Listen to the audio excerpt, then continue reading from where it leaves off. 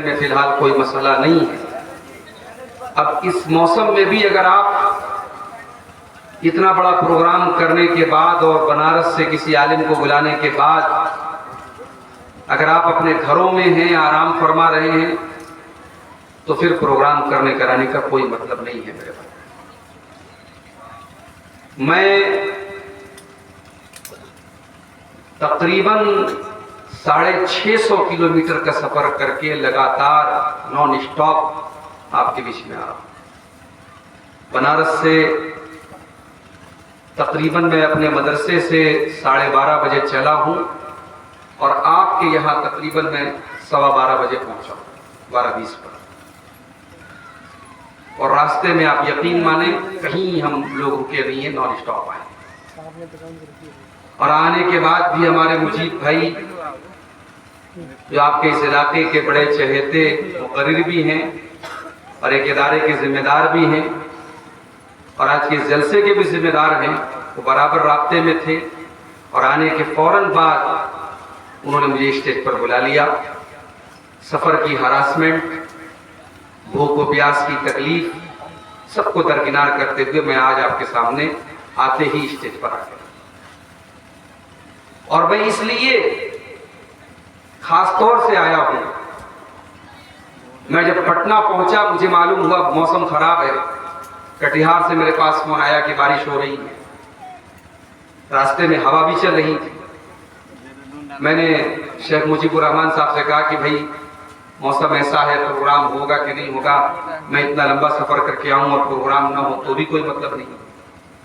انہوں نے کہا نہیں شیخ موسم کھل رہا ہے، آپ آئیے پروگرام ہوگا۔ اور جب بہادر گنج ہم لوگوں نے کراس کیا ہے بارش پھر ملی اور پھر شیخ کا فون آیا کہ نہیں بارش ہوئی ہے اور لوگ بہت تیزی سے جا رہے ہیں۔ تو ہمیں اور آپ کو کم سے کم اپنے ایمان کو اتنا تو مضبوط کرنا چاہیے۔ ہم جانتے ہیں کہ اس طریقے کے جلسے آپ کے اس علاقے میں جو بالکل نیپال بارڈر سے سٹا ہوا علاقہ ہے اور ہم یہ کہہ سکتے ہیں کہ ایکسٹریم بیکورڈ علاقہ ہے، انتہائی بیکورڈ علاقہ ہے۔ یہاں کی سڑکیں آپ دیکھ لیں اللہ کی پناہ ہے، راستے دیکھ لیں اللہ کی پناہ ہے۔ ایسے علاقے میں پروگرام کرانا پھر مقررین کا سفر کر کے آنا کوئی آسان کام نہیں ہے میرے بھائی۔ بڑی محنتیں، بڑے خرچے اور بڑی قربانیاں ہوتی ہیں تب یہ جلسے ہوتے ہیں۔ اور ہمارا ایمان اتنا کمزور ہے، ہم اتنے نازک ہو گئے، ذرا سی بارش ہوئی اور ہم گھر کو بھاگ گئے۔ ہمیں اور آپ کو اپنے ایمان کو مضبوط کرنا چاہیے۔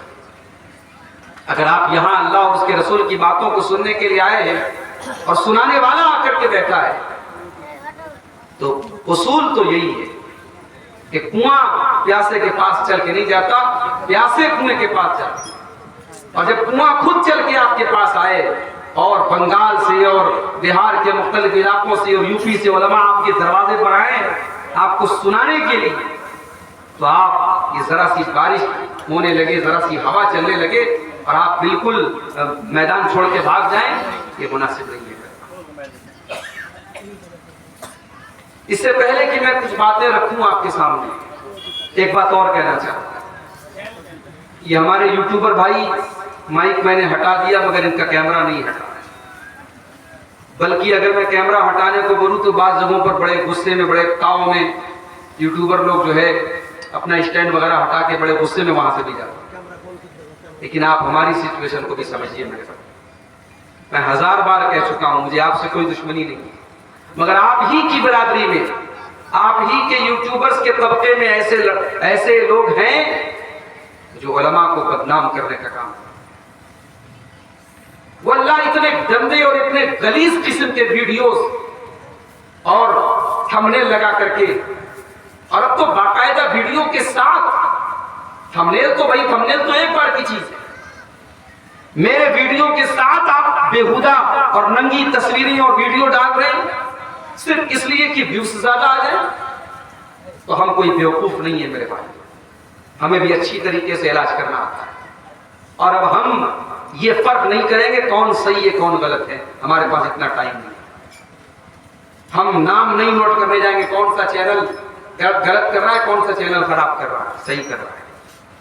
سارے چینلوں پر ہم پابندی پابندی لگائیں, نہیں آپ کو ریکارڈنگ نہیں کرنا, اجازت نہیں ہے آپ کو ریکارڈنگ کرنا. آپ کی وجہ سے مسائل کھڑے ہو رہے ہیں, پریشان ہو رہے ہیں امت کے علماء اور دعا, یہاں سے لے کے اٹاوا تک اور بنارس تک لوگوں کے اوپر پریشانیوں کے بادل چھائے ہیں آپ کی ان حرکتوں کی وجہ سے. اب میں نام دوں کہ بس آپ فلاں چینل والا ایسا کر رہا ہے, کتنے سینکڑوں چینل ہوتے ہیں, میں کس کو فرق کرنے جاؤں, کس کو میں نشاندہی کرنے جاؤں کہ ہاں یہ چینل والا ریکارڈنگ نہ کرے, اور اس بات کی کیا گارنٹی ہے کہ وہ کہیں نہ کہیں اس کا کیمرہ نہ لگاؤ. بہت عاجز آ چکا ہوں میرے بھائیو, اللہ کے واسطے مجھے معاف کریں, مجھے معاف کریں. آپ بالکل ریکارڈنگ نہ کریں, آپ دیگر علماء کی کریں, میری نہ کریں, اللہ کے واسطے مجھے معاف کریں. طبیعت عاجز ہو چکی ہے. آئے دن میرے پاس واٹس ایپ آتا ہے, مولانا دیکھیے یہ آپ کے ویڈیو کے ساتھ یہ تصویر لگائی گئی, یہ تھمنے لگایا, کس کو جواب دیتا. سمجھنے والے تو یہ بھی سمجھتے ہیں کہ صاحب عبدالغفار صاحب کی تقریر پر 30,000 40,000 1 لاکھ لوگوں نے تقریر ان کی دیکھی, ان کی بڑی انکم ہے, ان کا بڑا فائدہ ہے. اللہ جانتا ہے میرا اپنا آفیشیل چینل جس کو میرا چھوٹا بھائی, ہم لوگ لاک ڈاؤن میں ہم نے شروعات جس کی تھی, آج جس کے 1 لاکھ سے اوپر سبسکرائبر ہو چکے تھے, میں نے تو اس سے بھی 1 پیسے کی انکم کبھی نہیں. میں مناسب نہیں سمجھتا, میں تقریروں میں کہہ چکا ہوں کہ میں یوٹیوب کی انکم کو مناسب نہیں سمجھتا. ٹھیک ہے, بعض علماء نے اس کو جائز بھی کہا ہے, لیکن ایک پرسنل موقف ہے, اسٹینڈ ہے کہ بھئی یہ ایڈ کا پیسہ ہے, اور ایڈ ہر طریقے کیا ہے, اور ایڈ جو انسان جیسا اس کے موبائل پر جیسی چیزیں وہ دیکھتا ہے ایسے ایڈ اس کو نظر آتے ہیں, اور یوٹیوب آپ کو ایڈ کا پیسہ دے, ہم سب جانتے ہیں. تو میرے بھائیوں, میرا آپ کے چینل سے نہ کوئی فائدہ ہے ابھی انشاءاللہ, نہ آگے کوئی فائدہ ہے, اور نہ مجھے آپ سے کوئی فائدہ لینا ہے, لیکن نقصان بہت ہو رہا ہے. میری امیج کو, میری عزت کو دھکا لگ رہا ہے. اس لیے اللہ کے واسطے آپ معاف فرمائیں, اللہ ہم سب کی اصلاح فرمائے. میرے بھائیوں, میں نے خطبہ مسنونہ کے بعد قرآن مجید کی ایک آیت پڑھی ہے, سورہ رات. اس آیت میں اللہ تعالیٰ نے ایک اصول بیان کیا کہ اللہ تبارک و تعالیٰ کسی بھی قوم کو بلندی سے نیچے کب اتارتا ہے اور کیوں اتارتا ہے. ہم اور آپ مسلمان ہیں, ہمارا بڑا اونچا مقام ہے, ہم اللہ کے نبی کے آخری امتی ہیں, امت محمدیہ سے ہمارا تعلق ہے. کنتم خیر امت اخرجت للناس تأمرون بالمعروف وتنہون عن المنکر وتؤمنون باللہ. اے مسلمانوں, تم دنیا کی سب سے بہترین امت ہو, سب سے اچھی امت ہو. اخرجت للناس, تمہیں انسانیت کے لیے, مانوتا کے لیے, لوگوں کے لیے نکالا گیا ہے. تم دنیا کو کچھ دینے کے لیے پیدا کیے گئے ہو. تأمرون بالمعروف, تم نیکیوں کا حکم دیتے ہو. وتنہون عن المنکر, تم برائیوں سے روکتے ہو. وتؤمنون باللہ, تم اللہ کے اوپر ایمان رکھتے ہو. اس امت کی خاصیت ہے یہ امت اللہ کے اوپر ایمان رکھتی ہے. دوسروں کا کیا ہے صاحب؟ کوئی چوہا کی عبادت کر رہا ہے, کوئی سانپ کے آگے ہاتھ جوڑ رہا ہے, کوئی گائے کے آگے سر جھکا رہا ہے, کوئی گائے کے پیشاب کو پی رہا ہے. ہم نے اگر عبادت کی ہے تو اللہ کی, ہمارا سر اگر جھکتا ہے تو اللہ کے آگے جھکتا ہے. ہمارے زبان سے اگر تعریف بیان ہوتی ہے تو اللہ کی تعریف بیان ہوتی ہے. یہ خاصیت ہے ہمارے مذہب کی, یہ خاصیت ہے اس امت کی. ہم تو امت محمدیہ ہیں, سب سے بہترین امت ہے.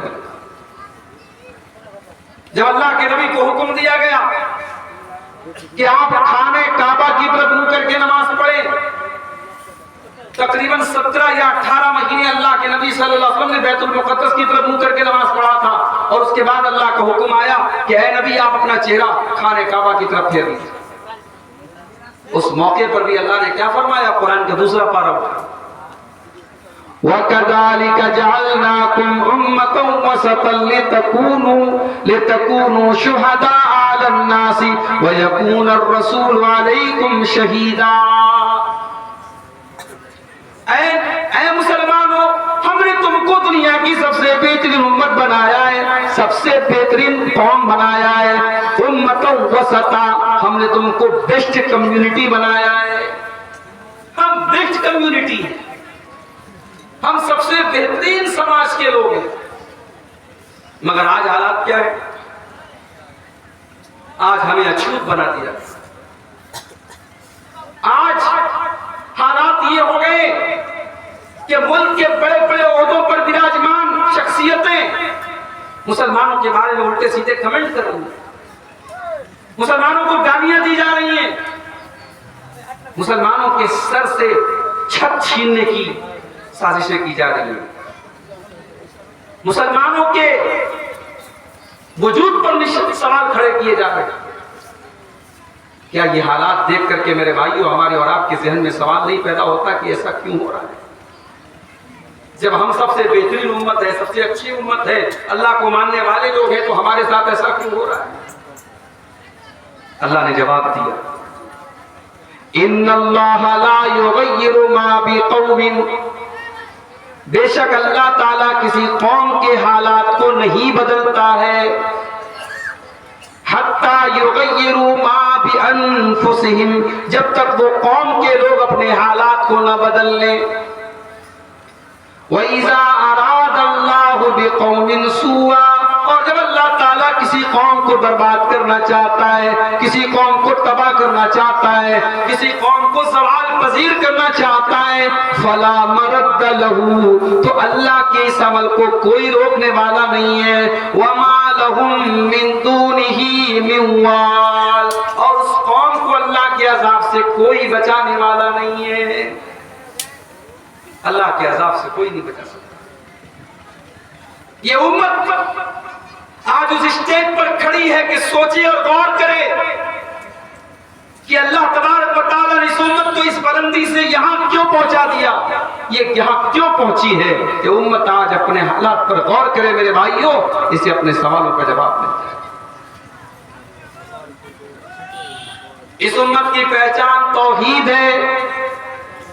اس امت کو اللہ نے عزت دی تو توحید کی وجہ سے دی ہے۔ اس امت کو دنیا میں اگر نام ملا، مقام ملا، رتبہ ملا، مرتبہ ملا، رسپیکٹ ملی، سمان ملا تو توحید کی وجہ سے ملا۔ لیکن آج اس امت کے اندر بھی ایک بڑی تعداد میں شرک کا عمل کیا جا رہا ہے، عورتیں بھی شرک کر رہی ہیں، مرد بھی شرک کر رہے ہیں، مزاروں پر بھی شرک ہو رہا ہے، پتھروں کے آگے بھی سجدہ کیا جا رہا ہے، دھاگے باندھے جا رہے ہیں، تعویذ باندھے جا رہے ہیں، نقش و نگار باندھے جا رہے ہیں۔ آج اس امت کے اندر بھی شرک ہو رہا ہے۔ اور اگر آپ کو یقین نہ آئے، آپ کہ بہار میں شاید کم مثالیں ملیں گی، آپ باقی انڈیا کے اور علاقوں میں چلے جائیں۔ جیسے ہر کنکر میں شنکر کا عقیدہ ہے تو ہر مزار میں پروردگار کا عقیدہ ہے۔ اجمیر سے لے کر کے بہرائچ تک اور یو پی سے لے کر کے بنگال تک کون سا ایسا اسٹیٹ ہے جہاں مسلمانوں کے کچھ ایسے مقامات نہ ہو جہاں کسی اللہ کے ولی کی، کسی نیک انسان کی قبر پہ باقاعدہ سجدے نہ ہو رہے ہوں اور وہاں اپنی حاجتیں نہ مانگی جا رہی ہوں اور وہاں ہاتھ نہ پھیلائے جا رہے اور قوالیاں بنائی گئی، بھر دو جھولی میری یا محمد، اے محمد میری جھولی بھر دو۔ اللہ اپنے نبی سے قرآن میں کہتا ہے وَإِن يَمْسَسْكَ اللَّهُ بِخَيْرٍ فَلَا رَادَّ لِفَضْلِهِ، اے نبی اگر اللہ تعالیٰ آپ کو کوئی بھلائی پہنچانا چاہے تو کائنات کی کوئی طاقت نہیں روک سکتی، اگر اللہ تعالیٰ کوئی نقصان پہنچانا چاہے تو کائنات کی کوئی طاقت بچا نہیں سکتی، کوئی بھلائی پہنچانا چاہے تو کائنات کی کوئی طاقت روک نہیں سکتی۔ اللہ قرآن میں اپنے نبی سے بار بار کہتا ہے قُلْ لَا أَعْلَمُ الْغَيْبَ، اے نبی آپ کہہ دیجئے میں غیب کی باتیں نہیں جانتا۔ قرآن تو یہ کہہ رہا ہے اور قوالی کیا کہہ رہی ہے؟ بھر دو جھولی میری یا محمد، محمد صلی اللہ علیہ وسلم سے جھولی بھروائی جا رہی ہے۔ یہاں تک کہا گیا وہی جو مستوی یہ عرش تھا خدا ہو کر اتر پڑا مدینے میں مصطفیٰ ہو کر. یہاں تک کہا گیا حاجیوں کعبہ دیکھ لیا، آؤ کعبے کا کعبہ دیکھ لو. یعنی نبی کی قبر کو نبی جہاں دفن ہے، نبی کے اس مقام کو کعبے سے بھی افضل قرار دیا گیا کہ وہ کعبے کا کعبہ ہے. کعبہ بھی اس کا چکر لگاتا ہے، کعبہ بھی اس کا طواف کرتا ہے. یہ عقیدہ مسلمانوں میں پیدا کیا گیا ہے.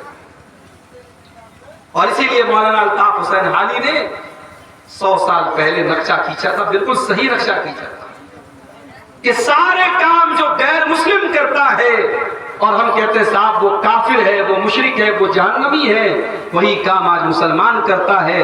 وہ اپنے مندروں میں کرتا ہے، اپنے پتھر کی مورتیوں میں کرتا ہے، تو ہم کہتے ہیں صاحب کافر ہے، مشرک ہے. اور مسلمان وہی کام قبروں پہ جا کے کرتا ہے تو صحیح ہو جاتا ہے. ایسا کیسے ہو سکتا ہے؟ کرے غیر گر بت کی پوجا تو کافر، کواکب میں مانے کرشمہ تو کافر، جھکے آگ پر پیر سجدہ تو کافر، جو ٹھہرائے بیٹا خدا کا تو کافر. مگر مومنوں پر کشادہ ہے راہیں، پرستش کرے شوق سے جس کی چاہیں. نبی کو جو چاہیں خدا کر دکھائیں، اماموں کا رتبہ نبی سے بڑھائیں. مزاروں پہ جا جا کے نظریں چڑھائیں، شہیدوں سے جا جا کے مانگے دعائیں. نہ توحید میں کچھ فرق اس سے آوے، نہ اسلام بگڑے نہ ایمان جاوے. بیڑا کر کے رکھا ہے میرے بھائیوں آج اس امت کا ان حرکتوں نے. قبر پرستی اور مزار پرستی اور شرک میں اس امت کا بیڑا کر کے رکھا. اور اسی لیے اللہ کے نبی فرماتے ہیں لا تقوم الساعہ، قیامت اس وقت تک نہیں آئے گی حتی یعبدوا الاوثان، یہاں تک کہ میری امت کے اندر بھی بتوں کی عبادت ہوگی، بتوں کی پوجا ہوگی. ابھی عارف محمد خان صاحب بی جے پی کے نیتا ہیں اور گورنر بھی ہیں، غالباً کیرل کے گورنر ہیں. ابھی ان کا ایک ویڈیو آیا کہ صاحب ایودھیا میں شری رام چندر جی کا جو مندر بنا ہے اس میں وہ جا کر کے ماتھا ٹیک. اب صاحب عارف محمد خان صاحب بات کریں گے تو قرآن کی آیتیں بھی پڑھیں گے، حدیثیں بھی پڑھیں گے، بڑے جانکار ہیں صاحب. لیکن چاٹو کاریتا کی حد یہ ہے، چمچا گیری کی حد یہ ہے کہ موقع آیا تو غیر اللہ کے آستانے پہ جا کے مندر میں جا کے انہوں نے سر بھی ٹکا دیا. ان کی توحید میں کوئی فرق نہیں آیا. تو بھائی صاحب توحید اتنی ہلکی چیز بھی نہیں کہ آپ کہیں پر بھی سر جھکا دیں، کسی کی بھی جے جے کار کر دیں، کسی کے بھی نام کا نعرہ لگا دیں اور آپ کی توحید میں کوئی فرق نہ آئے. توحید تو یہ ہے کہ خدا حشر میں کہہ دے یہ بندہ دو عالم سے خفا میرے لیے. توحید اس بات کا نام ہے اللہ کو چھوڑ کر کے باقی سارے معبودان باطلہ کا انکار کر دیا جائے کہ اگر عبادت کے لائق کوئی ذات ہے تو اللہ کی ذات ہے. توحید کمپرومائز کرنے کا نام نہیں ہے میرے بھائی.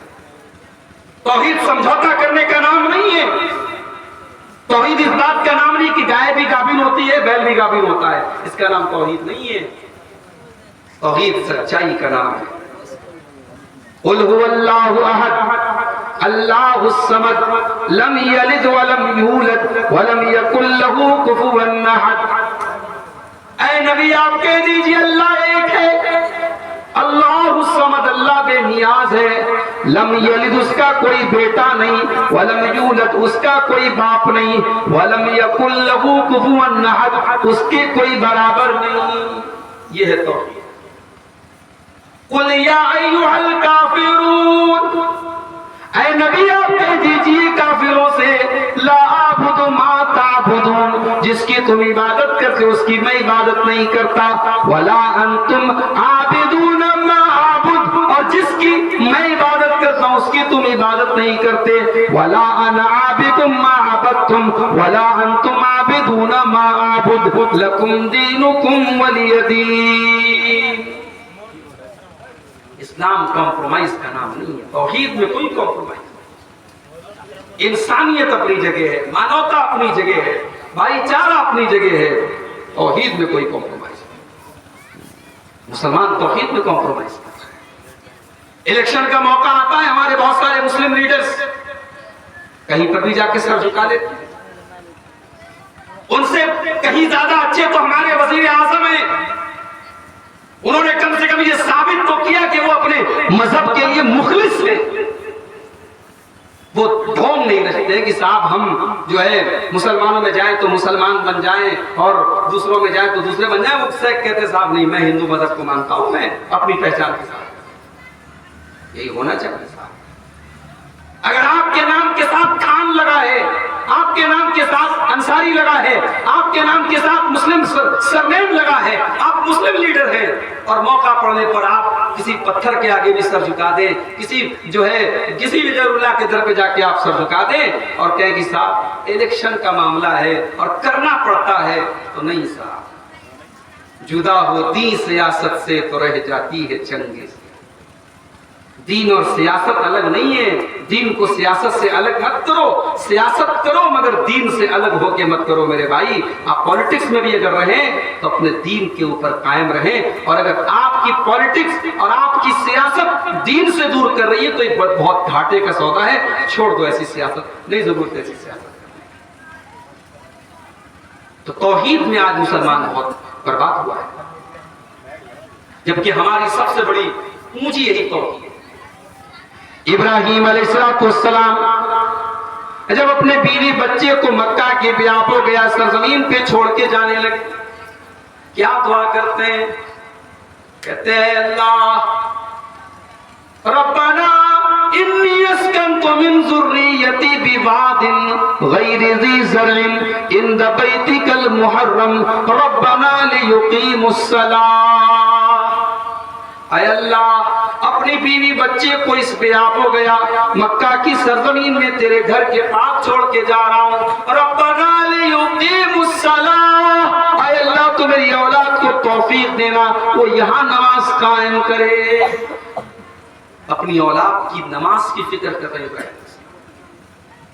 اور دوسرے مقام پہ کہتے ہیں رب انہن اضللن کثیرا من الناس, اے اللہ ان بتوں کی وجہ سے بہت سارے لوگ گمراہ ہو گئے ہیں. اے اللہ میری اولاد کو تو بت پرستی سے بچانا. وجنبنی وبنی ان نعبد الاصنام, اے اللہ مجھے اور میری اولاد کو تو شرک سے بچانا, بت پرستی سے بچانا. آج بالی ووڈ کے بڑے بڑے ہیرو جو ہوتے ہیں جن کے اوپر ہم بڑا فخر کرتے صاحب یہ خان صاحب ہے, یہ خان صاحب ہے, یہ خان صاحب ہے, ان کے یہاں اسلام نام کی کیا چیز ہے؟ گنیش پوجا کا تہوار آتا ہے, ان کے گھروں میں گنیش جی کی مورتی رکھی جاتی ہے. دیپاولی کا تہوار آتا ہے صاحب وہ ان کے گھر میں باقاعدہ پوجا ارچنا ہوتی ہے. ہولی کا تہوار آتا ہے پورا پریوار ہولی کھیلتا ہے. نہ دین ہے, نہ حیا ہے, نہ تہذیب ہے, نہ شرم ہے, اور ہم صاحب بڑے فخر ہو رہے ہیں, بڑا فخر کر رہے ہیں, بڑے لٹو ہو رہے ہیں صاحب مسلمان لوگ ہیں, خان صاحب لوگ ہیں. عامر خان ہے, ان کی جوان بیٹی بالکل ننگی آدھی ننگی ہو کر کے باپ کے ساتھ فوٹو کھچا رہی ہے. باپ کو کوئی شرم نہیں آ رہی. ایک ابھی بالی ووڈ کی ایک بہت بڑی ہیروئن نے اپنے جوان بیٹے سے پوچھا کہ بیٹا تو کنوارا ہے کہ نہیں, تو کنوارا ہے یا تیرا کنوارا پن ختم ہو گیا ہے, تو اب تک کتنی عورتوں کے ساتھ سویا ہے. یہ ایک جوان بیٹے سے اس کی ماں پوچھ رہی ہے, آن دا کیمرہ پوچھ رہی ہے. یہ کلچر آج ہمارے بالی ووڈ کا ہے, اور ہم صاحب بڑے فخر کرتے کہ ہمارے خان صاحب ہوتے ہیں. تو میرے بھائیوں اپنی توحید کی حفاظت کرو, اپنے ایمان کی حفاظت کرو. یہ جو جوتے پڑ رہے ہم کو یہ اسی توحید سے دور ہونے کی وجہ سے جوتے پڑ رہے ہیں.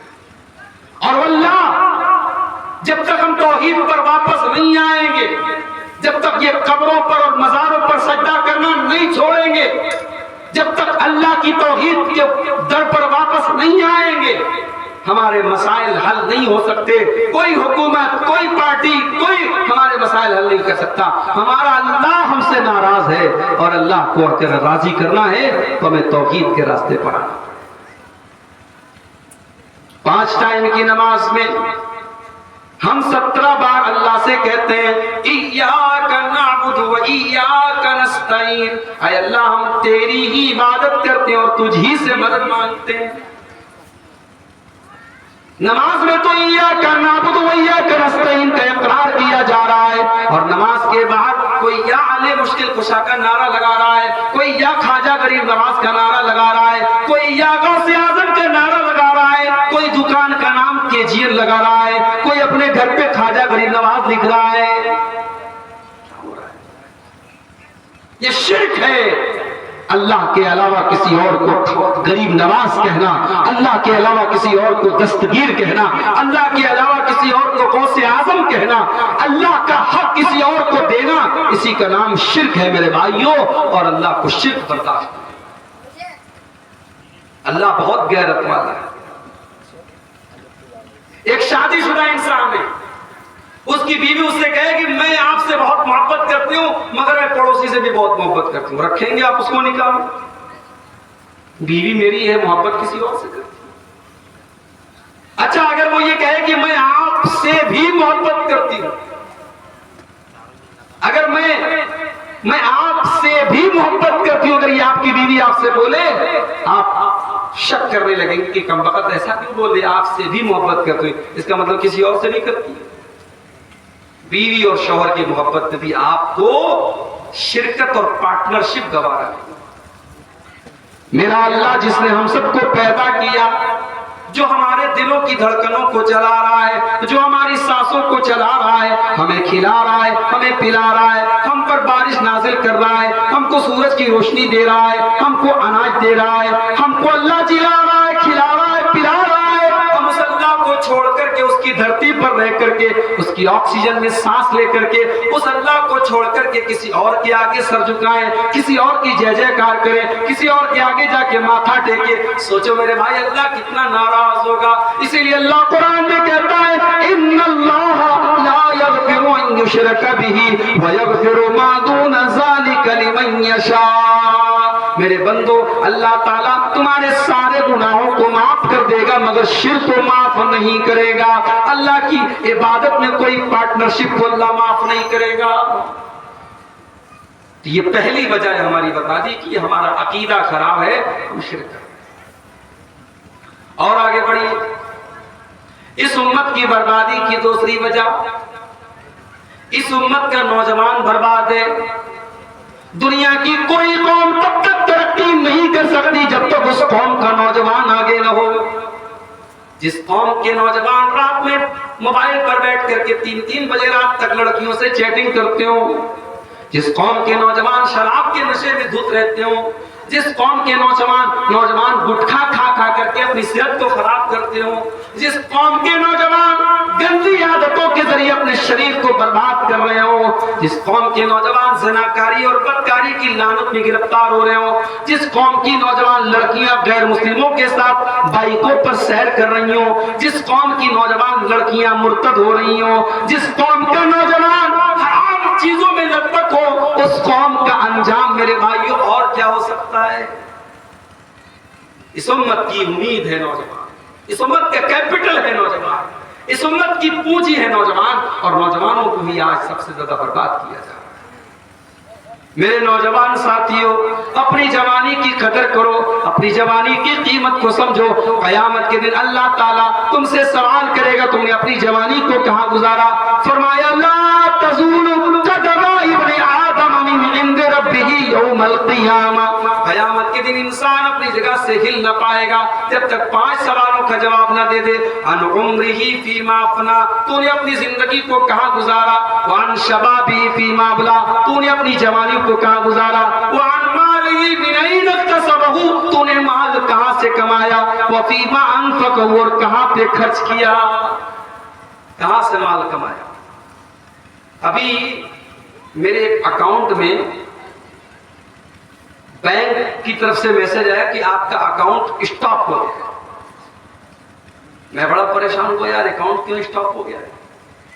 بینک گیا میں تو بینک کا مینیجر بولا کہ آپ کے اکاؤنٹ میں اسٹاپ ہم نے نہیں لگایا ہے, یہ اوپر سے لگا ہے, کرائم برانچ سے لگا ہے. میں نے کہا یا اللہ میں نے کون سا کرائم. میں بڑا پتہ لگانے کے بعد کرائم برانچ گیا, بنارس کی جو اس کی برانچ ہے وہاں گیا. تو انہوں نے نیٹ سے چیک کیا کہ ممبئی کے کسی انسان نے کمپلینٹ کی ہے آپ کے اکاؤنٹ کے بارے میں اور آپ کا اکاؤنٹ اسٹاپ ہوا, آپ پتہ کیجئے ممبئی. پھر بمبئی میں جہاں کا مسئلہ تھا وہاں میرے کچھ دوست تھے, میں نے ان کو فون کیا کہ یار ایسا ایسا مسئلہ ہے. تو انہوں نے پتہ لگایا تھانے پہ جا کر کے ممبئی میں, تو وہاں سے معلوم یہ ہوا کہ میرے اکاؤنٹ میں کہیں سے پیسہ آیا. اب بھائی میں کہیں تقریر میں جلسے میں گیا ٹکٹ بنانے کے لیے فلائٹ کا یا ٹرین کا, میں نے کہا کہ بھائی صاحب آپ 2000-5000 میرے اکاؤنٹ میں ڈال دیں. اب ظاہر ہے کہ پورے ہندوستان میں آنا جانا ہوتا ہے, کون کیا ہے میں کیا جانتا ہوں. تو ہوا کیا ہے کہ میرے اکاؤنٹ میں جو پیسہ آیا وہ کسی اور کے اکاؤنٹ سے آیا, اس کے اکاؤنٹ میں کسی اور کے اکاؤنٹ سے آیا, اس کے اکاؤنٹ میں اس طریقے سے پوری ایک چین بنی ہے. اور 15ویں نمبر پر جس کے اکاؤنٹ میں پیسہ آیا اس نے اے ٹی ایم چوری کر کے پیسہ حاصل کیا. ایک انسان نے اے ٹی ایم چوری کر کے مان لو 10,000 روپیہ اس نے اے ٹی ایم چوری کے ذریعے حاصل کر لیا, غلط طریقے سے حاصل کر لیا.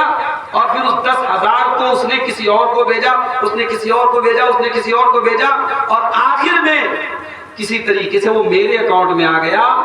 تو پولیس نے اور انٹیلیجنس نے کیا کیا کہ اس پوری چین کو جتنے اکاؤنٹ آئے تھے وہ سب کو بلاک. یہ حالات ہیں.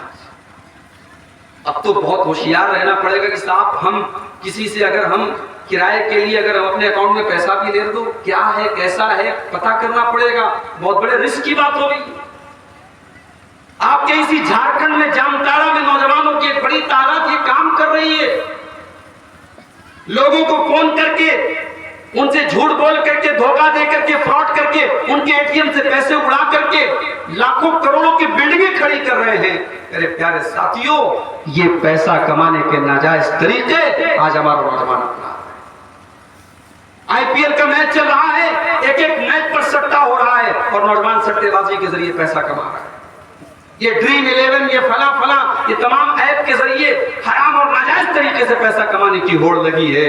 میرے نوجوان ساتھیوں, اللہ نے آپ کو ہاتھ اور پیر دیے ہیں, یا تو تجارت کرو, اگر دماغ ہے, اگر پیسہ ہے تو تجارت کرو, بزنس کرو, اور اگر اتنا دماغ نہیں ہے تو محنت اور مزدوری کر کے اپنی محنت مزدوری کی کمائی کھاؤ.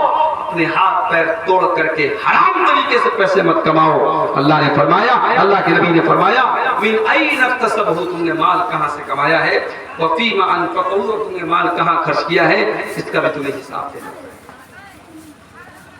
نوجوان آج یہ سوچتا نہیں ہے کہ اس کو اپنی جوانی کا حساب دینا ہے اللہ تعالیٰ. اللہ کے نبی فرماتے ہیں اغتنم خمسا قبل خمس, 5 چیزوں کی قدر کرو 5 چیزوں کے آنے سے پہلے. شبابک قبل حرمی, اپنی جوانی کی قدر کرو بڑھاپے کے آنے سے پہلے. آج جوانی ہے کل نہیں, آج طاقت ہے کل نہیں ہوگی. آج میں 650 کلومیٹر کا سفر کر کے بھوکا پیاسا بنارس سے بہار آ رہا ہوں. آپ کے دیگھل بینک, یہ بالکل آخری کونا ہندوستان کا نیپال بارڈر سے سٹا, اتنا لمبا سفر کر رہا ہوں. ہو سکتا ہے 10 سال بعد میرے جسم کا اسٹیمنا اس بات کی اجازت نہ. اور مجھے یہ بھی پتا ہے آپ کے اس علاقے میں 2 مرتبہ ایسا ہوا, میں تاریخ مجھ سے لی گئی, پروگرام کا میں نے وعدہ کیا, نہیں آ پایا, مجبوری آ گئی, چھٹی نہیں مل پائی. میں ٹیچر آدمی ہوں, ڈیوٹی والا آدمی ہوں, ڈیوٹی نہیں چھوڑ سکتا. لوگوں نے بات اڑا دی کہ صاحب عبدالغفار صاحب تو بڑے دھوکے باز آدمی ہیں. لوگوں کو کہنے میں تو ٹیکس نہیں لگتا, لوگوں کو کہنے میں دیر نہیں لگتی. ہوا اڑا دی کہ صاحب عبدالغفار صاحب بہت بڑے دھوکے باز آدمی ہیں, انہوں نے وعدہ کیا تھا نہیں آئے. عبدالغفار صاحب کی مجبوری کیا تھی یہ تو آپ نہیں جانتے. مولانا جرجیت صاحب کے والد صاحب کا انتقال ہوا ابھی حال ہی میں. ان کے والد کی طبیعت بہت خراب تھی, وہ اٹاوا سے لکھنؤ میں لے کے آئے اپنے والد کو. انہوں نے اٹاوا سے لکھنؤ لے کے آئے اپنے والد کو. وہ اتفاق سے میرا اور مولانا جرجی صاحب کا پروگرام تھا نیپال میں، جو یو پی کی بارڈر سے سٹا ہوا نیپال کا علاقہ ہے لمبینی، وہاں پہ پروگرام۔ جلسے والے پریشان تھے، مجھے بار بار میسج کر رہے تھے آپ ذرا مولانا صاحب کو بولیے کہ آئے، نہیں آئیں گے تو ہماری بڑی بے عزتی ہوگی۔ حالانکہ جلسہ بہت بڑا تھا، وہاں مولانا جرجی صاحب کا بھی نام تھا، میرا بھی نام تھا، مولانا جلال الدین قاسمی صاحب کا بھی نام تھا، اور بھی علماء تھے۔ کچھ لوگوں نے تو یہاں تک کہا کہ آج تک مولانا جلال الدین قاسمی صاحب، مولانا جرجی صاحب اور عبدالغفار صاحب کے لوگ کبھی ایک اسٹیج پر اکٹھا نہیں ہوئے، یہ تو بہت بڑا جو ہے چمتکار ہو جائے گا کہ تینوں لوگوں کو آپ لوگوں نے کیسے اکٹھا کر دیا۔ حالانکہ ایسا کوئی مسئلہ نہیں، کئی مرتبہ ہم لوگوں کا پروگرام ہو چکا ہے، بمبئی وغیرہ میں، مہاراشٹر وغیرہ میں ہم لوگ ساتھ میں پروگرام کیے، گجرات وغیرہ میں، لیکن بہرحال وہاں کے نوجوان بہت پریشان تھے، مجھے بار بار کال کر رہے تھے، میسج کر رہے تھے۔ میں نے مولانا جرجی صاحب کو میسج کیا، انہوں نے کہا کہ شیخ میں نہیں آ سکتا، والد صاحب کی طبیعت بہت خراب ہے، اور واقعی میں بہت خراب تھی۔ ان کے والد صاحب بہت نیک انسان تھے، بہت اللہ والے تھے، مجھ سے کبھی ملاقات نہیں، لیکن 2 مہینہ پہلے ویڈیو کال کے ذریعے ایک بھائی نے بات کرائی تھی، بڑی انہوں نے دعائیں دی، بڑی تعریف کی، اور کہا کہ مولانا میں علماء کی بڑی عزت کرتا ہوں۔ اور ایک بہت بڑے ہماری جماعت کے عالم تھے مولانا داؤد راز صاحب، ان کا نام انہوں نے لے کے کہا کہ مولانا میں نے علامہ داؤد راز صاحب کی جوتیوں کو سیدھا کیا ہے، وہ آتے تھے ہمارے اٹاوا میں، ہم ان کی جوتیوں کو سیدھا کرتے تھے، ان کی خدمت کرتے تھے۔ مجھے بڑا اچھا لگا کہ 80 سال کا ایک بوڑھا تعریف کر رہا ہے اس عمل کی اور فخر کر رہا ہے کہ میں نے علماء کی خدمت کی۔ معاف کرنا میرے بھائی، آج ہمارے یہ نوجوان، کوئی عالم آتا ہے سیلفی لینا، ان کو آتا ہے کہ صاحب ہم سیلفی لے لیں، کوئی مقرر آتا ہے اس کا ویڈیو بنا لے، انٹری ویڈیو بنا لے، اس کے ساتھ فوٹو کھینچانے کا تو بڑا شوق ہے، مگر علماء کی عزت کیا ہوتی ہے، علماء کا احترام کیا ہوتا ہے، علماء کی خدمت کیا ہوتی ہے، ہمارے نوجوانوں کو نہیں پتا۔ مولانا جرجی صاحب کے والد کا جملہ آج بھی میرے کانوں میں گونجتا ہے، انہوں نے کہا کہ میں نے علامہ داؤد راز صاحب کی جوتیاں سیدھی کی، اور مجھے بتایا لوگوں نے جب اٹاوا میں کوئی عالم آتا تھا، مولانا جرجی صاحب کے والد حافظ الیاس صاحب رحمۃ اللہ علیہ اپنے گھر میں دعوت دیتے تھے، کھلاتے تھے، پلاتے تھے، گفٹ دیتے تھے، یہ قدر کرتے تھے، علماء کی عزت کرتے تھے۔ تو میرے بھائی مجبوری آ سکتی ہے، ان کے والد کی طبیعت خراب ہو، کیسے آئے؟ 2 سال پہلے میرے ساتھ بہت بڑا ایکسیڈنٹ ہوا تھا، یو پی کے پروگرام سے میں لوٹ رہا تھا، میری پوری کار جو ہے ٹرک میں جا کے لگی، پوری کار بالکل دھوست ہو گئی، برباد ہو گئی، جان بچ گئی ہماری۔ ڈیزائر کار تھی، آگے اس میں اگر وہ نہ لگا رہتا، کیا نام ہے اس کو، جو اس میں وہ گیس ہوتی ہے، کیا بولتے ہیں، بمپر نہیں بھائی، وہ جو جان بچانے کے لیے لگا رہتا اس کے اندر، ایئر بیگ نہ ہوتا تو اللہ تعالیٰ نے حفاظت کی، خطرناک حادثہ ہوا تھا۔ بظاہر تو مجھے کوئی چوٹ نہیں آئی، مگر 1 ہفتے تک ایسا لگ رہا تھا پوری باڈی ہل رہی ہے، دکھ رہا تھا، پورا بدن دکھ رہا تھا، اتنا خطرناک حادثہ ہوا۔ پیچھے جو ہمارے ساتھی گئے تھے، ان کے تو سر میں چوٹ لگی تھی خطرناک طریقے سے، اور تو ایسا بے ہوش ہو گیا، مجھے لگا وہ تو اللہ کو پیارے ہو گئے۔ ڈرائیور کے پیر میں خطرناک چوٹ آئی تھی، اور اسی کے 1-2 دن کے بعد میرا پروگرام تھا جھارکھنڈ میں پاپڑ۔ اب میں کہہ رہا ہوں بھائی میں نہیں آ سکتا یار، طبیعت نہیں صحیح ہے، اتنا بڑا حادثہ ہوا ہے۔ ارے شیخ آپ نہیں آئیں گے تو یہ ہو جائے گا، وہ ہو جائے گا، کیا جواب دیں گے؟ بھائی مجبوری ہو سکتی ہے، کوئی انسان اگر وعدہ کرنے کے بعد نہیں آیا ہے تو ضروری نہیں کہ اس نے وعدہ خلافی کی ہو، اس کے ساتھ مسائل ہو سکتے ہیں، اس کے گھر میں کوئی مسئلہ ہو سکتا ہے، کوئی بیماری ہو سکتی ہے، کوئی حادثہ ہو سکتا ہے۔ ابھی اس علاقے میں 2 بار ایسا ہوا کہ میں ٹائم دے کے نہیں آیا، اب مجیب الرحمان صاحب بھی پریشان ہیں کہ شیخ نہیں آپ آ جائیں۔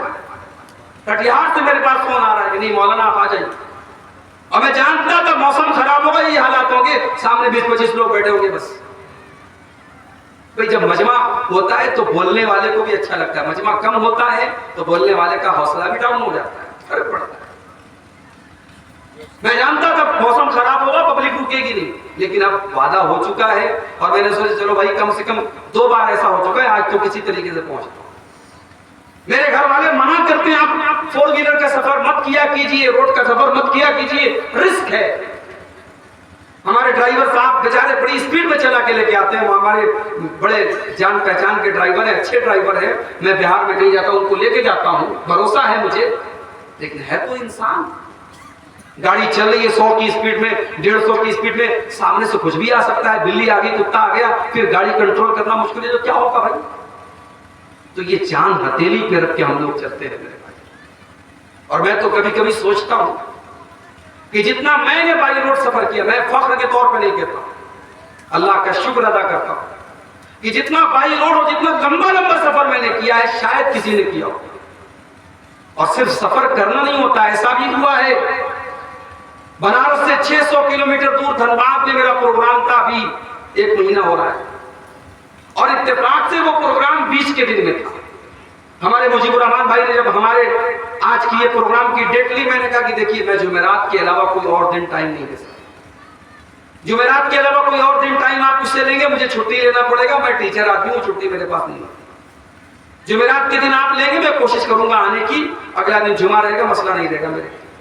धनबाद में प्रोग्राम था, बुध का दिन था, बनारस से कार लेके 600 किलोमीटर जाना, रात में पहुंचना, प्रोग्राम करना, फिर वापस आना बनारस।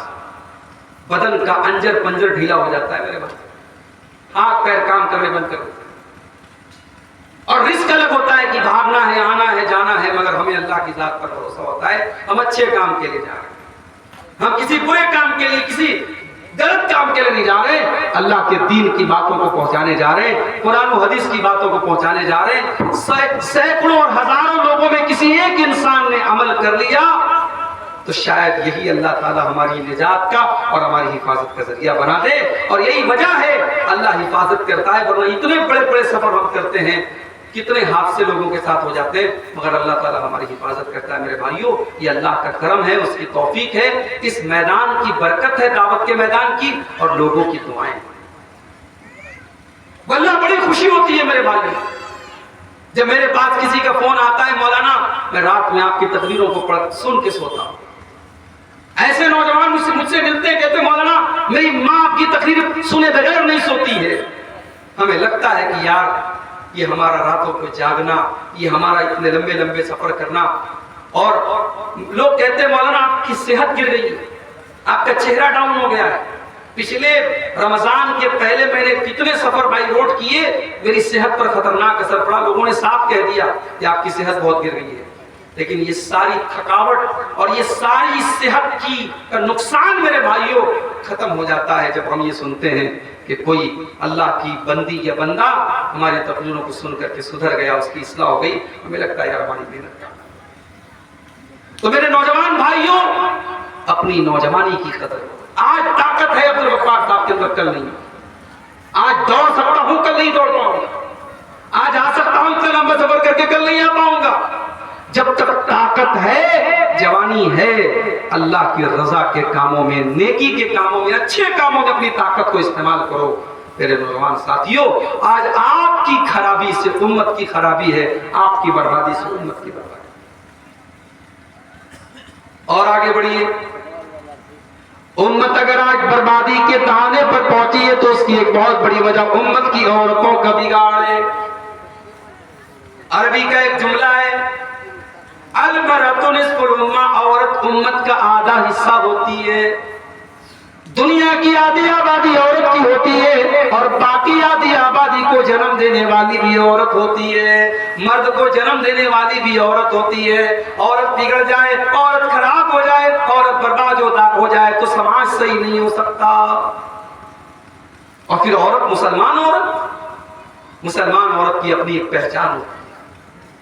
मुसलमान औरत जब नकाब पहन करके निकलती है तो मुनाफिकों और काफिरों के सीनों पर सांप लौटते हैं कि ये कौन आ गई। उसके नकाब से सबसे ज्यादा तकलीफ होती है तो इस्लाम के दुश्मनों को तकलीफ होती है। اسی لیے اللہ قرآن میں کہتا ہے یا ایھا النبی قل لازواجک وبناتک ونساء المؤمنین یدنین علیہن من جلابیبہن، اے نبی اپنی بیویوں سے کہہ دیجئے، اپنی بیٹیوں سے کہہ دیجئے اور تمام مومنہ عورتوں سے کہہ دیجئے یدنین علیہن من جلابیبہن، جب وہ اپنے گھر سے نکلا کرے تو اپنے اوپر جلباب ڈال لے، اپنے اوپر نقاب ڈال لے، اپنے اوپر برقع ڈال لے، ذالک ادنی ان یعرفن فلا یؤذین، یہ نقاب ان کی پہچان بن جائے گا، یہ برقع ان کی پہچان بن جائے گا۔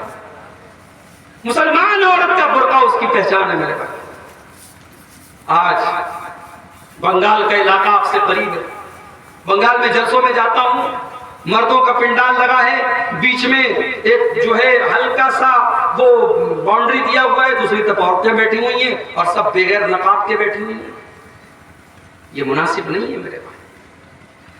نقاب کوئی یو پی اور بہار کا کلچر نہیں ہے کہ صاحب یو پی کی عورتیں نقاب پہنتی ہیں، بہار کی پہنتی ہیں اور بنگال کی نہیں پہنتی ہیں، کیرلا کی نہیں پہنتی ہیں، تمل ناڈو کی نہیں پہنتی ہیں۔ یہ نہیں ہونا چاہیے۔ نقاب مسلمان کا کلچر ہے۔ بہار ہو، بنگال ہو، یو پی ہو، جھارکھنڈ ہو، ہر جگہ اور ہر علاقے پر نقاب اپلائی ہوتا ہے۔ نقاب کا تعلق کسی کاسٹ سے، کسی ایریا سے، کسی برادری سے نہیں۔ آج مسلمان عورتیں، اللہ معاف کرے، بڑی خرابیاں ہماری عورتوں کے اندر بھی پائی جا رہی ہیں۔ سب سے بڑی خرابی تو یہ ہے کہ ہماری عورتیں دین سے دور ہیں۔ اور آج کا یہ پروگرام میرے خیال سے مدرسہ کیا نام ہے، مخرجہ للبنات، لڑکیوں کا ادارہ ہمارے مجیب الرحمان بھائی نے قائم کیا۔ مجھے بڑی خوشی ہوتی ہے، میں گیا ہوں بعض لڑکیوں کے اداروں میں اور مجھے حیرت ہوتی کہ کیسے یہ ادارے چلتے ہیں۔ بڑی قربانیاں لوگ دیتے ہیں صاحب۔ وہ عورتیں، وہ لڑکیاں اپنے گھروں کو چھوڑ کے، اپنے ماں باپ کو چھوڑ کے، ایسا نہیں کہ وہ ہاسٹل میں بڑے محل میں رہتی ہیں، ٹوٹے پھوٹے سے کمرے ہوتے ہیں اور فیسلٹی بہت کم ہوتی ہے، مگر اپنے گھر بار کو چھوڑ کے، اپنے ماں باپ کو چھوڑ کے ہاسٹلوں میں رہنے والی یہ لڑکیاں کیوں آتی ہیں؟ تاکہ دین سیکھ لیں، قرآن سیکھ لیں، حدیث سیکھ لیں، امت کی بھلائی کی باتیں سیکھ لیں اور جا کر کے ایک اچھا دعوت کا کام کریں۔ میرے بھائیو، آج ہماری عورتوں کے اندر دین کی جانکاری نہ کے برابر۔ اور آپ دیکھیے آپ کے بہار میں اور آپ کے بنگال میں بڑی تعداد میں مسجدوں میں عورتوں کا انتظام نہیں۔ آپ کے گاؤں میں ہے؟ نہیں ہے۔ ایسا نہیں کہ گاؤں میں پیسہ نہیں لوگوں کے پاس، مسجد بنا سکتے ہیں تو کیا عورتوں کا نہیں بنا سکتے؟ حساب کتاب بالکل بنا سکتے۔ جھارکھنڈ میں ایک جگہ پڑتی ہے لال بٹیا، وہاں پہ بہت شاندار مسجد تھی۔ میں گیا وہاں جمعہ پڑھانے، میں نے کہا کہ صاحب اتنی بڑی مسجد ہے، ہزاروں کی تعداد میں مرد حضرات آئے ہیں عبدالغفار صاحب کو سننے کے لیے، کیا آپ کی عورتوں کو دین سیکھنے کی ضرورت نہیں ہے، دین سننے کی ضرورت نہیں ہے؟ میں نے ان لوگوں سے کہا کہ آپ کے اللہ نے بہت دولت دی ہے وہاں، چونکہ کوئلے کی کان ہے، بہت پیسہ ہے لوگوں کے پاس۔ میں نے کہا آپ اگر کوشش کیجیے، آگے بڑھیے، آپ ایک دن میں اگر محنت کریں گے عورت کا انتظام کر سکتے ہیں مسجد۔ اگلی بار ایک سال کے بعد جب میں گیا اس مسجد میں، دیکھا شاندار عورتوں کا بھی پورا پورشن بنا دیا ہے اور عورتیں بھی بڑی تعداد میں جمعہ کی نماز میں آ رہی ہیں۔ عورتیں پیاسی ہیں دین کی، ان کو طلب ہے دین کی، آپ ان کی طلب کو پورا نہیں کر رہے۔ وہ چاہتے ہیں کہ ہمیں دین سکھایا جائے، ہمیں دین بتایا جائے۔ اور معاف کیجئے گا، یہ جلسوں اور تقریروں میں عورتیں جو آتی ہیں مجھے پتا ہے وہ تقریر سنتی کم ہے، مارکیٹ میں زیادہ ٹہلتی رہتی ہے۔ مارکیٹ میں میرا ٹھیلا میں زیادہ لگی رہتی ہے، جلسے میں کم آتی ہیں، جلسوں سے دین نہیں سیکھیں گی۔ آپ عورتوں کا انتظام مسجد میں کیجئے اور ہر خطبے میں عورتوں کو لے کے آئیے اور پھر گھر کی عورتوں کو دین سکھائیے۔ اللہ کے نبی فرماتے ہیں نعم النساء، حضرت عائشہ فرماتی ہیں نعم النساء نساء الانصار، انصار کی عورتیں بڑی بہترین عورتیں ہوتی ہیں۔ لا يمنعهن الحیاء ان يتفقهن فی الدین، وہ دین سیکھنے کے معاملے میں شرماتی نہیں ہیں۔ عورتیں دین سیکھنے کے معاملے میں شرماتی نہیں، انصار کی عورتیں دین سیکھنے کے معاملے میں شرماتی نہیں۔ وہ نبی کے پاس آ کر کے بڑے پرائیویٹ قسم کے مسئلے پوچھتی تھی، حیض کا مسئلہ پوچھتی تھی، میاں بیوی کے ملاقات کا مسئلہ، بڑے پرائیویٹ قسم کے مسئلے بھی پوچھتی تھی۔ وہ دین سیکھنے کے معاملے میں شرماتی نہیں تھی۔ تو اپنی عورتوں کو دین سکھاؤ میرے بھائی۔ آج عورتوں کے اندر بڑی جہالت ہے۔ شادیوں میں عورتیں کیا کیا کر رہی ہیں، سندور لگا رہی ہیں، ماتھے کی بندیا ٹیکا لگا رہی ہیں. ہمارے بنارس میں ایک جگہ شادی تھی, شادی کے موقع پر لڑکی کو بہت سارا سامان دیا جا رہا تھا, اس میں ایک سہاگ کی پڑیا تھی. میں نے کہا یہ کیا؟ بولے سہاگ کی پڑیا ہے. اس میں کیا ہے؟ سندور ہے, اس میں کچھ جڑی بوٹی ہے, کچھ سامان ہے, اس کا نام رکھ دیا سہاگ کی پڑیا. اسلام میں کوئی سہاگ واگ نہیں ہے صاحب. اسلام میں شادی شدہ عورت کی سہاگ کی کوئی نشانی نہیں. لڑکی نے نکاح کر لیا, بس یہی نشانی ہے. اس کے گلے میں منگل سوتر کا ہونا, اس کے بال میں جو ہے وہ سندور کا ہونا, اس کے ماتھے پر بندیا کا ہونا, یہ سب جہالت ہے, یہ سب غیر اسلامی کلچر ہے. اسلام کا اس سے کوئی تعلق نہیں. عورتوں میں بہت ساری جہالت ہے. شادی ہوتی ہے صاحب, اس میں دیکھ لیجیے کتنی رسمیں ہیں. ہلدی کی رسم ہو رہی ہے, شادی کے ایک دن پہلے رات میں بیٹھ کر کے عورتیں گانا گا رہی ہیں, ناچ رہی ہیں. مسلمان کی بات کر رہا ہوں, ان کے گھروں کی بات کر رہا ہوں. ناچ گانا ہو رہا ہے. وہ دیہاتوں میں پتہ نہیں کیا برہا وغیرہ گاتی ہے, گیت گاتی ہے لڑکیاں, جوان عورتیں وہ آ کے گیت گاتی ہیں شادی کے موقع پہ. یہ ساری چیزیں غلط ہیں میرے بھائی. ہلدی کی رسم ہوتی ہے, شادی کے 2-4 دن پہلے ہلدی لگتی ہے دلہن کو. اب اس میں جتنی لڑکیاں آتی سب ہلدی کلر کا کپڑا پہنتے ہیں. دعوت ہوتی ہے, غریب آدمی بیچارہ شادی کرنے کے لوٹتا ہے, پریشان ہو جاتا ہے کہاں سے شادی کرو. غریب آدمی کے لیے شادی کرنا چیلنج ہو چکا ہے. بیچارہ بینک سے لون لیتا ہے, قرضے لیتا ہے, گھر مکان بیچتا ہے, تب جا کر کے غریب اپنی بیٹی کی شادی کرتا ہے. میری ماں اور بہنوں, آپ کی ذمہ داری, اگر آپ تک میری آواز پہنچ رہی ہے, آپ کی ذمہ داری بہت بڑی ہے. یہ رسم و رواج جب تک آپ نہیں چاہیں گے نہیں ٹوٹ سکتے, اور جس دن عورتیں چاہیں گی انشاءاللہ یہ جہیز کی رسم, یہ بارات کی رسم, یہ منگنی کی رسم سب ختم ہو جائے گی. عورتیں اگر طے کر لیں, عورت کے اندر اللہ تعالیٰ نے بات منوانے کی بڑی طاقت. عورت بات منوانا جانتی ہے. بھائی فرعون اتنا بڑا ظالم تھا, کسی کی بات نہیں مانتا تھا, مگر فرعون اپنی بیوی کی بات مان گیا. جب موسیٰ علیہ السلام حضرت آسیہ کی گود میں پہنچے, فرعون کی بیوی کی گود میں پہنچے, تو فرعون کی بیوی نے کیا کہا؟ وَقَالَتِ امْرَأَتُ فِرْعَوْنَ لَا تَقْتُلُوهُ عَسَىٰ أَن يَنفَعَنَا أَوْ نَتَّخِذَهُ وَلَدًا. فرعون کی بیوی نے کہا کہ اے میرے سرتاج, اس بچے کو قتل نہ کیجئے, یہ بچہ کل ہمیں فائدہ پہنچائے گا, ہمارے کام آئے گا. تو فرعون کی بیوی, اور ظالم تھا فرعون, مگر فرعون کی جب بیوی بولی کہ اس کو قتل مت کیجئے, تو فرعون مان گیا. اس نے کہا ٹھیک ہے, تم کہتی ہو تو مان جاؤ. اور فرعون نے اپنی بیوی کی بات مان. تو میرے بھائیوں, اپنے گھر کی عورتوں کو دیندار بناؤ تاکہ وہ اپنے شوہروں سے دین کی باتیں منوائیں. شوہر سگریٹ پی رہا ہے, بیوی ایسی ہو شوہر کی سگریٹ چھوڑوا دے. شوہر شراب پی رہا ہے, بیوی ایسی ہو شوہر کی شراب چھوڑوا دے. شوہر غلط کام میں لگا ہوا ہے, بیوی ایسی خوبصورت اور ایسی شوہر کی قدر کرنے والی اور خدمت کرنے والی ہو کہ بیوی کے رہتے ہوئے شوہر کو کسی اور کی نہ ضرورت پڑے نہ خیال آئے, بیوی ہو تو ایسی. اسی لیے اللہ کے نبی سے پوچھا گیا ای النساء خیر, اے اللہ کے نبی سب سے بہترین عورت کون سی ہوتی ہے؟ آپ نے فرمایا التی تسرہ اذا نظر, جب شوہر دیکھے تو خوش ہو جائے. بیوی ایسی ہو شوہر دیکھے تو خوش ہو جائے. آج یہ بڑا مسئلہ ہے ہمارے گھروں میں. شادی شدہ عورتیں ہوتی ہیں, جلسے میں جانا ہے میک اپ کر کے جائیں گے, پروگرام میں جانا ہے میک اپ کر کے جائیں گے, شادی میں جانا ہے سب سنور کے جائیں گی, کسی پروگرام میں جانا ہے بہترین کپڑے پہن کے جائیں گی. شوہر جب گھر میں آتا ہے تو وہی پھٹا پرانا کپڑا, وہی مسالے کی مہک, وہی تیل کی بدبو, وہی پسینے کی مہک. کیا کر رہی ہو تم؟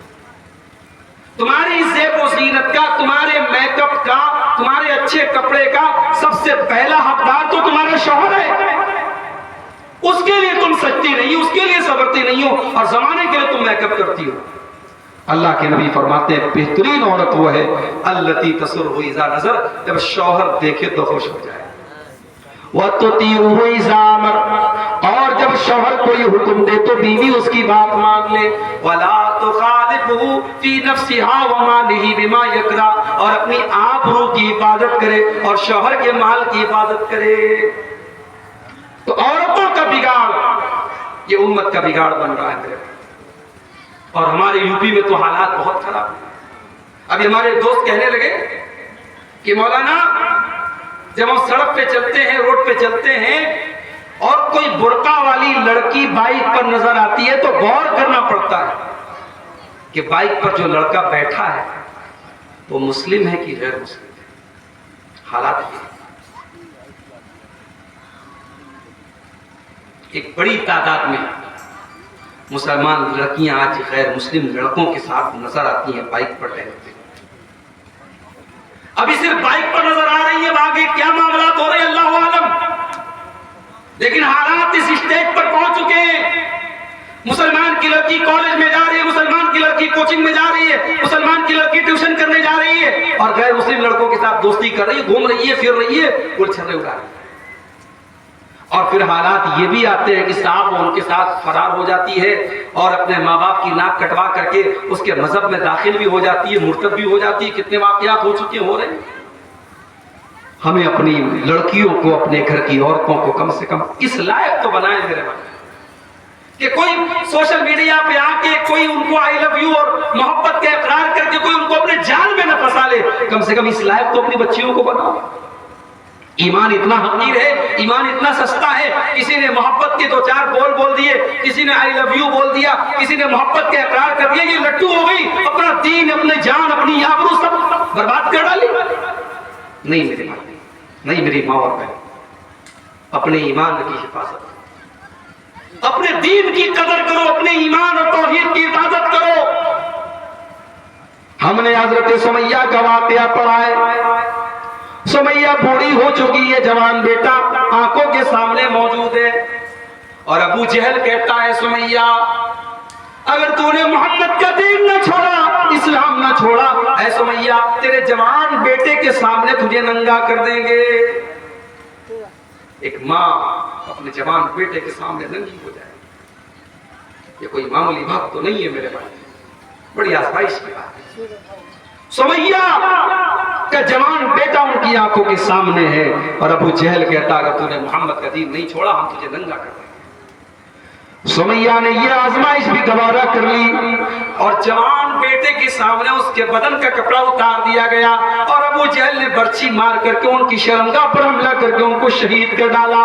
سمیہ نے جان دے دی، سمیہ نے خون بہا دیا، سمیہ اللہ کو پیاری ہو گئی، سمیہ اللہ کی راہ میں شہید ہو گئی مگر اپنے ایمان اور توحید سے کوئی سمجھوتا نہ کیا۔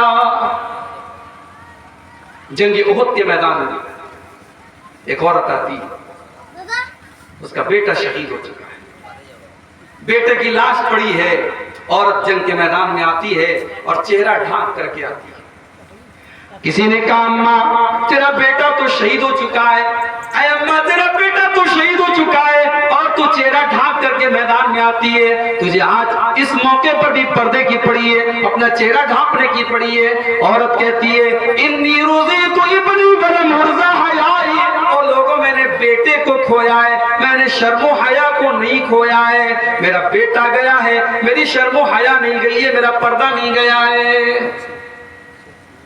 فلسطین کے حالات ہماری آنکھوں کے سامنے، وہاں کھانے کو کھانا نہیں ہے، پینے کو پانی نہیں ہے۔ مدد کرنے والے جب کھانا لے کر کے پہنچتے ہیں، کیمرہ لے کر کے فوٹو کھینچنے کے لیے، اور جب وہ گھر میں داخل ہوتے ہیں فلسطین کے مسلمان کے گھر میں، جوان لڑکی سامنے آتی ہے، جیسے ہی دیکھتی کیمرہ ہے فوراً جلدی سے سائیڈ ہو جاتی ہے۔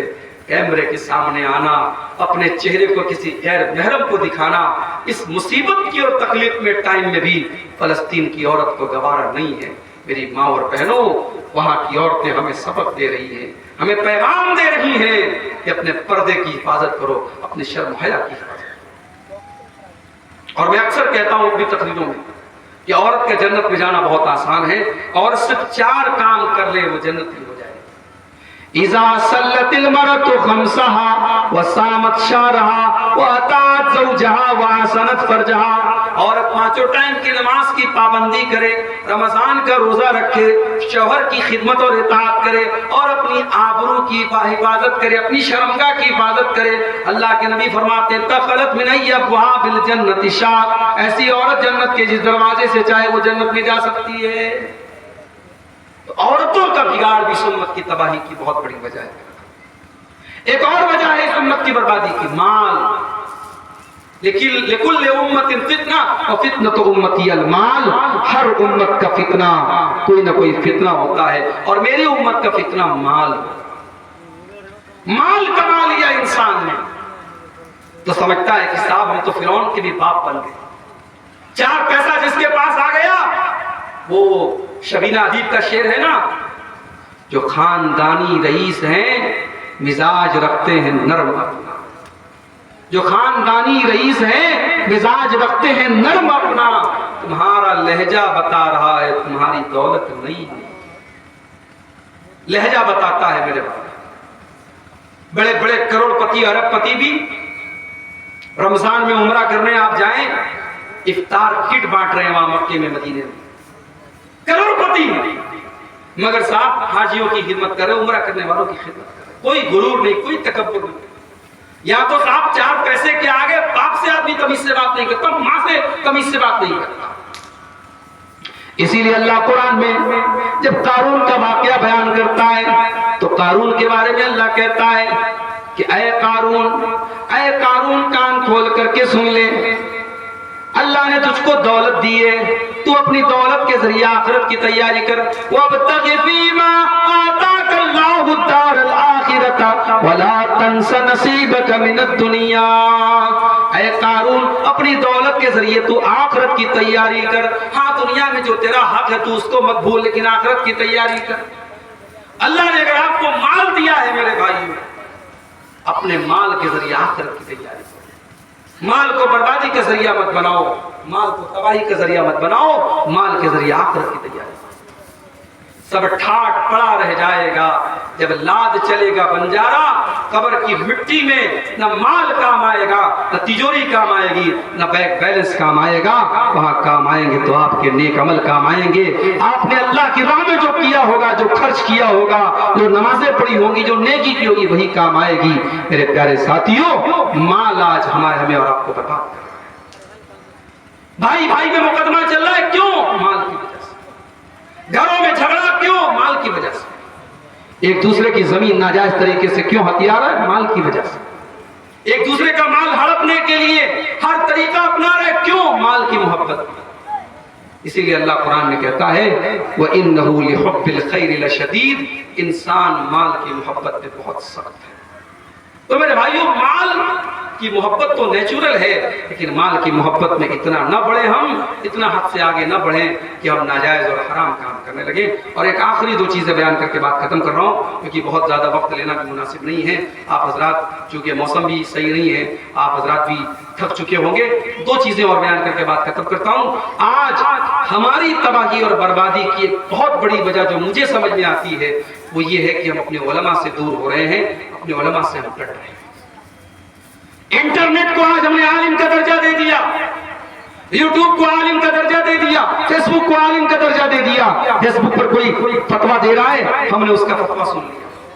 یوٹیوب پر کوئی مسئلے کا جواب بتا رہا ہے، ہم نے اس کے مسئلے کے جواب کو صحیح مان لیا۔ میرے بھائیو، یوٹیوب کے اوپر اور فیس بک کے اوپر ایک سے ایک گمراہ لوگ بھی موجود ہیں، اور بڑے بڑے بہروپیے بھی موجود ہیں۔ عالم کے بھیس میں شیطان بھی موجود ہیں، عالم کے بھیس میں آپ کو دین سے دور کرنے والے لوگ بھی موجود ہیں۔ اپنے علماء سے اپنا تعلق جوڑو، جو صحیح اسکالرز ہیں، جو دین کے علماء ہیں، ان سے آپ اپنا تعلق جوڑو۔ میرے پیارے ساتھیوں، اللہ کے نبی فرماتے ہیں قیامت کے پہلے ایک ایسا دور آئے گا، اللہ تعالیٰ دنیا سے علماء کو اٹھا لے گا، اور جب علماء کو اٹھا لے گا حتی اذا لم یبق عالما، جب علماء نہیں بچیں گے، اتخذ الناس رؤوسا جہالا، تو اللہ تبارک و تعالیٰ کہ علماء کے چلے جانے کے بعد لوگ جاہلوں کو اپنا سردار بنا لیں گے، اور جاہلوں سے فتویٰ پوچھیں گے، اور جاہل ان کو فتوے کا جواب دیں گے، اور خود بھی گمراہ ہوں گے اور دوسروں کو بھی گمراہ کریں گے۔ آپ کے گاؤں میں، آپ کے علاقے میں جو علماء ہیں، آپ ان کی عزت کیجئے، ان کی قدر کیجئے، ان سے دین کا علم حاصل کیجئے، اور علماء کے کاموں میں ان کا تعاون کیجئے۔ یہ ہمارے مجیب الرحمان بھائی مدرسہ چلا رہے ہیں، میں جانتا ہوں مدرسہ چلانا کوئی آسان کام نہیں، ان لڑکیوں کے ہاسٹل پر جو خرچ ہوتا ہوگا، ان کے کھانے پینے پر، ان کے رہنے سہنے پر جو خرچ ہوتا ہوگا، آج کے اس دور میں مدرسہ چلانا بڑا مشکل کام ہے۔ اور غیروں کی نظر تو ہے ہی ہے، دشمنوں کی نظر تو ہے ہی ہے، ہمارے اپنوں کی نظر بھی مدرسوں کی طرف بہت ٹیڑھی ہوتی چلی جا رہی ہے اور مدرسوں کو بہت نشانہ بنایا جا رہا ہے۔ ایسے حالات میں اگر یہ مدرسے چل رہے ہیں تاکہ ہماری گاؤں کی بیٹیاں، ہماری بچیاں وہ دین سیکھیں، اور ابھی میرے آنے کے پہلے یہ لڑکیاں تقریر بھی کر رہی تھیں اور نظمیں بھی سنا رہی تھیں، اس کا مطلب کہ محنت ہو رہی ہے، ادارہ ترقی کر رہا ہے، کام کر رہا ہے، بس ہمیں اس کو سپورٹ کرنے کی ضرورت ہے۔ اس بیکورڈ علاقے میں اگر آپ کے گاؤں میں ادارہ کھلا ہے، لڑکیوں کا بنات کھلا ہے، تو میرے بھائیو آپ کی ذمہ داری ہے کہ آپ اس کو سپورٹ کریں۔ نبی اکرم نے اپنے بچوں کی ضرورتوں کو قربان کر کے مدرسہ چلایا تھا اپنے دور میں، آج ہمیں بھی اپنے بچوں کی ضرورتوں کو قربان کر کے ان مدرسوں کا تعاون کرنا ہے۔ میں آپ سب سے اس کے تعاون کی بھی اپیل کرتا ہوں۔ میں کافی تھکا ہارا ہونے کے باوجود چونکہ ڈائریکٹ مجھے اسٹیج پر بلایا گیا اور بغیر آرام کیے، بغیر کھائے پیے میں ڈائریکٹ آ کر کے اسٹیج پر بیٹھ گیا، اور یہ چند باتیں میں نے آپ کے سامنے رکھی ہیں امت کے زوال کے اسباب کے موضوع پر۔ موضوع اور کشادہ اور وسیع ہے، باتیں اور بھی کہی جا سکتی تھیں، مگر میں سمجھتا ہوں کہ خیر الکلام ما قل ودل، جتنی باتیں کہی گئیں باتیں کم ہوں لیکن مضبوط ہوں، مدلل ہوں اور لوگوں کو سمجھ میں آئے وہ کافی ہے۔ اگر اتنی ہی باتوں پر ہم نے عمل کر لیا تو انشاءاللہ ہماری ہدایت کے لیے کافی ہوگا۔ ہم اللہ سے دعا کرتے ہیں آج کا یہ پروگرام جس مقصد کے لیے کیا گیا ہے، اللہ اس مقصد میں جلسے کے منتظمین کو کامیاب کرے، اور مدرسہ مخرجہ للبنات جو ہے اللہ تعالیٰ اس ادارے کو مزید ترقی عطا فرمائے۔ اس ادارے کی جو فارغات ہیں، جو لڑکیاں یہاں پڑھ رہی ہیں، اللہ ان کو دین کی سچی داعیہ اور عالمہ بنائے۔ اللہ تعالیٰ ہم سب کو اپنے دین پر عمل کرنے والا